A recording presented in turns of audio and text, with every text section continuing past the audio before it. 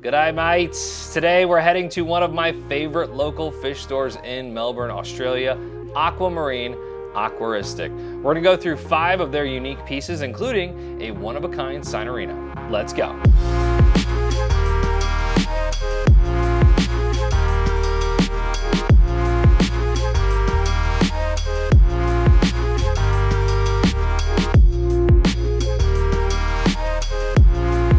Hey Reef Builders, my name is Remy and welcome back to another video. We're real close to 120,000 subscribers, so if you could please like, subscribe, and hit that bell notification so you know whenever we post new videos. Evie and I were recently in Melbourne, Australia at the pet show to speak about all things marine. And while we were there, we kept hearing about this shop called Aquamarine Aquaristic. People kept saying it's one of the best coral shops in the area, so we had to check it out. So let's head back to Australia. Hey Reef Builders, Evie here, and I am in Melbourne, Australia for my first trip actually to the country.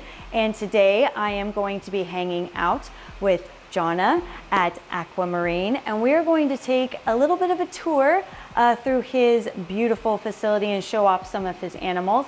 And Remy and I are gonna do something a little different this time, and we're gonna tag team a video together. So Jonna, tell me a little bit about your shop here.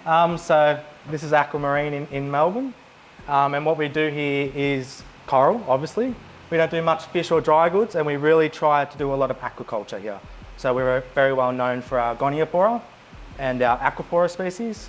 We also do some wild corals and things like that, but we do like to cut things up and grow them and have things thrive in before we sell them off to our customers. I would never guess that you do gonies because it looks like you may not have very many here.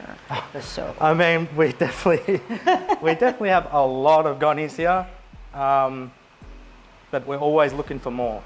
we're gonna start with some of the really unique pieces that you guys have here. And we're gonna pivot to this gorgeous tank, and we're gonna talk about glitter gonies. Yeah, when I think of goni, I think of glitter gonies, definitely. So definitely something like this purple glitter that we have here, pinky purple, purple tip. This is intense. So I've never gotten to see this one specifically in person before. Yeah. That one is a first for me. We do normally see the purple green glitter goni. Yeah. And it's very popular for us in the States. So with this piece here, is this the only one that you have in the shop? We have one frag. It's a slow grower. And it's probably one of our most expensive at $3.95 a frag. It just trails behind our amaze balls, which is the gold stems. There's a big difference between US size frags, and then you guys have like really nice size frags. And that's just got to do with availability factor. Yeah, I think it's also to do with what our customers expect.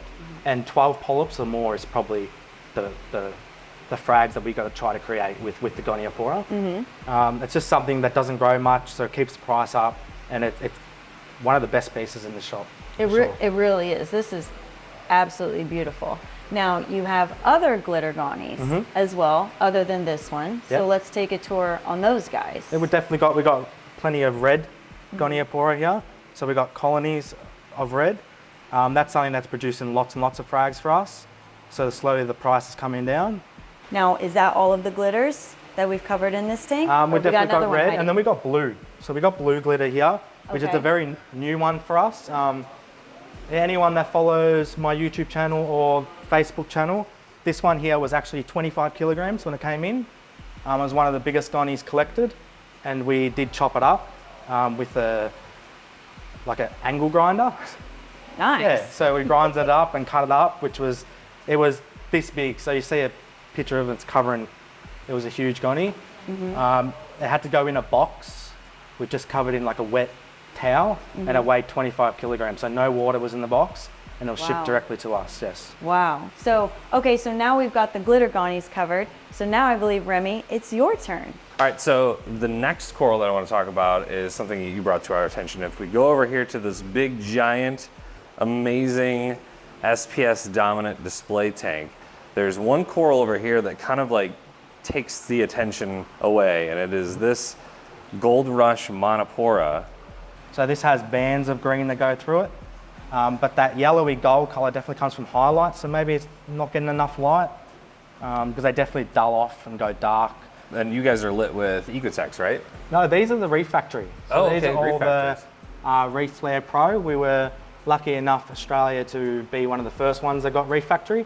So we've actually had this on the tank for about 2 years. So everything you see here is grown under those lights.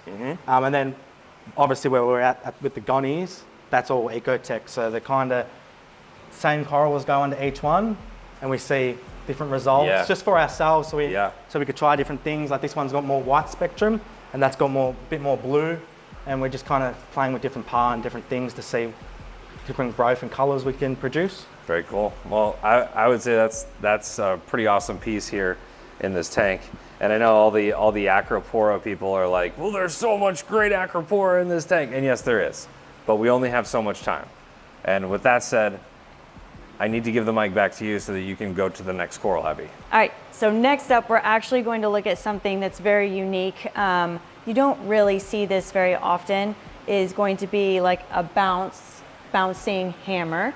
Now, this guy, I saw it immediately when I walked in because my eyes just gravitate towards seeing something like this. Talk to me about this. Is this one larger piece that's on this edge? Yeah, so with multiple heads? It's actually one piece just there. That's a second piece there, and that's the one piece. The bounce is quite unique. So what we did was we got about 100 different blotchy hammers in. We like to keep our hammers for a long time because that gives us a chance to get their health and that a bit better. Because we do find from shipping and everything else, they lose a bit of flesh. That underbelly gets that nice, I call it cuticle, like your fingernails, but I'm not sure of the scientific term. But there was just this one piece, probably a month in, that one there, that got this big bubble on it. We thought it might have been, because sometimes they do get a bit upset and they get like, the polyps get the bubble like that. We thought it might be just that happening, but we put it aside anyway, and it's been about a year and it hasn't gone away. So it's just kind of chilling. Just chilling. Bouncing. I don't think we can frag it or replicate it at all. But it's definitely something that our customers and us love. So you might as well keep it because it's cool and you don't see it very often. This tank is actually really beautiful. I love tanks that are isolated to being more species specific. So now after the bouncing hammer, where do we get to go next, Remy? Let's go back to that front tank real quick because we've got an SPS, an Acropora, a strawberry shortcake, but it's Aussie style and it's a totally different coloration than what they're used to. Tell me why this may look different than what we're typically used to. So strawberry shortcake is one of those corals where it's the coloration that gives it the name and not the species. So that pink with the green base or that bright yellow base is what people call strawberry shortcake. Yeah. I find that there's hundreds and hundreds of types of strawberry shortcake and 99.9% of them go brown. And what we've found the most difficult here at Aquamarine is finding one that keeps its colour. And in saying that, this is probably 1 in 500 pieces that we've tried now that have kept their colour for up to a year. So we can see that we've chopped it right back. So all the new growth will be all captive growth. And now we're calling that a signature. So that's definitely a strawberry shortcake.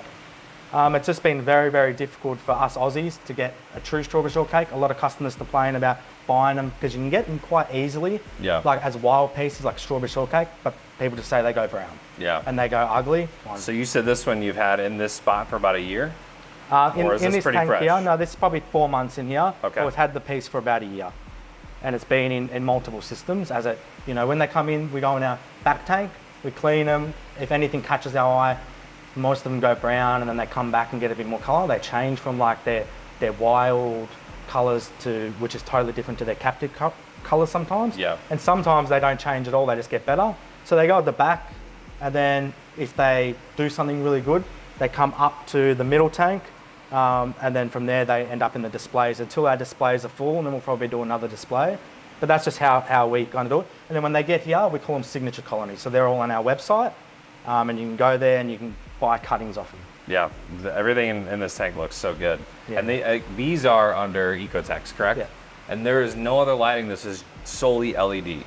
Full LED, yeah. So in Australia, and I don't know what the rules and regulations are, but are metal halides still available? Definitely, but the popularity is very low, especially with their consumption of power and the cost of electricity. LEDs, I think, have more pros than cons for us personally. Yeah. So I'm indifferent on the whole metal halide thing, but this is all LED. There is no metal halide help in this whatsoever. So pretty cool to see a thriving SPS dominant tank with, just with Ecotech radions. So let's get on to the next coral. This is you, Evie, so let's switch again. All right, so we're gonna go to his only Growout Coral section. So the Bower Banky, or Bankai, depending on how you like to enunciate it, they are very popular for us over in the States. We do get a pretty good variety of colors, but this red with gold, we really do not see very often whatsoever. And these are doing phenomenal for you. You can see lots of new mouths, heads developing, nice fluffy tissue. Talk to me about, you guys have a lot of frags. You're clearly working with this one and keeping it thriving, so that way you can offer frags to your customers. Offering frags to customers is going to be very, very difficult with Bower Banky. It's so slow growing.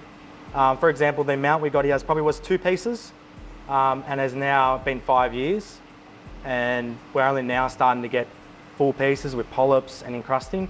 We found this coral also very, very hard to care for. I think from its nature of just sitting around a lot and not doing much, it gets a lot of detritus and things that build up. So it does need a lot of care, like blowing off detritus and which is hard because they don't like flow. So if you put a wave maker in to keep them clean, then they get upset from the flow. Yeah, they can't get agitated. And then if you're always touching them, they also get upset. So that's something that we're still working through at the moment, of how that balance of enough flow to keep them clean. Do you like to feed these? Do you feed them regularly since you are trying to grow them? I don't feed any corals. I'm actually against feeding corals. Okay, this is great info right here. There is nobody going down in a scuba gear down to and feeding. And just I just find feeding corals just upsetting them, like shoving them things, and it also trains fish to nip at the coral. The fish actually learns that food comes from the coral, and then they start to nip at the mouth and then deteriorates. I'm a firm believer of fish fertilizing coral and feeding them a nice diet, and then their poo will fertilize. The majority of us, if we have a cleaner shrimp, we've all fought that dude off somehow with little homemade tools or barriers to keep them from stealing pellets and stealing shrimp from inside of our beautiful pieces. So I actually really like that concept tremendously. Yep. Remy, have you ever thought about doing anything like that? The concept makes perfect sense to me though. Why, yes, Evie. That does make sense to me. We don't know how much an actual coral consumes. So when you're, like you said, shoving target feeding these corals with whatever amount of powdered food or pelleted food or whatever that is, you might just be stressing it out or feeding it too much and it doesn't know what to do with it. So yeah, I think the natural ways of them eating is like they catch a copepod, or they catch a bit of plankton, or maybe some food drifting by. They do it naturally and they do it themselves. Gollies, we kept killing them. I just stopped feeding them. 100% didn't feed them, just left them in the corner. No fish, just snails in the tank, and we've been having good success with them. So yeah, I think you could probably get that feeding response, for the feeder tentacles to come out and then broadcast feed, so you know that they're at least getting something, right? But yeah, the target feeding, it's mixed bag. Maybe you've had good results with that, maybe not. But I do, before we get out of here, I really want to talk about this Sinarina that you guys have, because this is a famous Sinarina in that Jake did an article on this thing. You normally see a Sinarina as one polyp, right? It's one large polyp, but this thing has 8 heads on it and they're all connected. This wasn't glued together, correct? Yeah, definitely this was unique the moment I saw the text message come through from the supplier.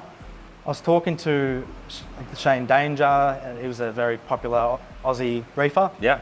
And a few other people, and our idea was it probably got damaged. It was probably a very large piece that got damaged, and then the way it's healed, they heal themselves, like a Sinarina gets a bit of damage in the middle of the coral or something like that, it actually can split into 2. This one was so significantly damaged that it actually becomes 7 on one piece. Yeah. At that size, it's quite special. The reason I haven't sold it is 1, I love it. 2, I'd be happy to get rid of it to a good home. 3, finding that home. And 4, price. I just can't put it, everyone asks how much, and I just can't put a price tag on something that's so special to me. I've had write-ups from you guys. Yeah. And 3 is it's just so unique and it's never been seen before. It's famous. Anything, I'd rather give it away for free than to sell it, you know, put some price tag on it, because I think coral is more than just money. Sure. Yeah.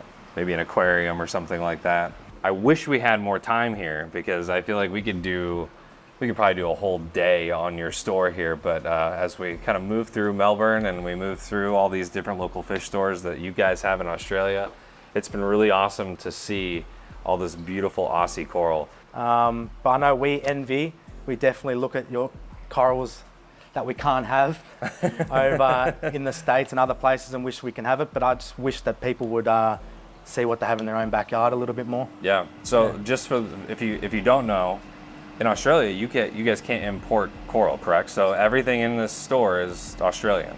Yeah, so you can't import coral into Australia to protect the Great Barrier Reef because they're scared of people to, I guess people feel like they're doing the right thing by releasing a fish or a coral back into the ocean. Yeah. But that could bring disease or other things into the reef. So that's why it's banned, and for good reason.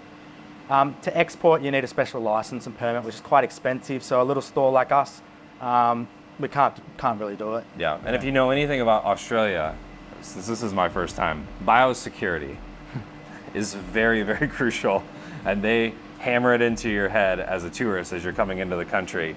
Food and everything has to be, you know, either declared or thrown away as you come into the country. So biosecurity is very important to Australia. So. Yeah, and we've got to actually go through quarantine procedures to send our coral to state. So WA, Tasmania and Northern Territory. The other states are fine, but those all have to be checked by quarantine and come with fees and other things. So that adds another logistical effort when we're selling online, things like that. So yeah, biosecurity is a bit of a pain over here. Yeah. Well, John, you've got an awesome store here. I mean, you did a great job. Everything looks so good. Everything looks beautiful. Thanks for having us in. We really appreciate it. All right. Nice to meet you. Thank you. John has a great store, and I want to say thank you to Jono for letting us come on into the shop and check it out. Also, we're trying to arrange some sort of gunny shipment, but getting corals out of Australia and into the US and then to my house, it just becomes a complicated process. So hopefully we can get some of those corals. And I don't know if you saw those zoas in there, but those Adonis zoas, tasty. Do not eat. To everyone that we met in Australia, thank you so much for welcoming the Americans into your beautiful home. I sincerely appreciate it. The hospitality does not go unnoticed. Also, Tim Tams have changed my life. These things are so good. How do we not know about these? I've heard that if you buy them in the US, they're not the same. So I'm having some smuggled in from Australia here soon. Before I go, please like, subscribe, and hit that bell notification so you know whenever we post new videos. I've got so much to update you on. The Red Sea, obviously, there's a bunch of more coral in there that we gotta go through. My clownfish have started spawning again, so we gotta start that series up. I really wanna get that going again. Also gonna be attending Aquashella Dallas, so make sure to come out May 18th and 19th to Aquashella Dallas. Got some stuff to shoot there, so hopefully I will see you as well. Thanks for watching. I'm gonna go have some Tim Tams. We'll see you in the next one.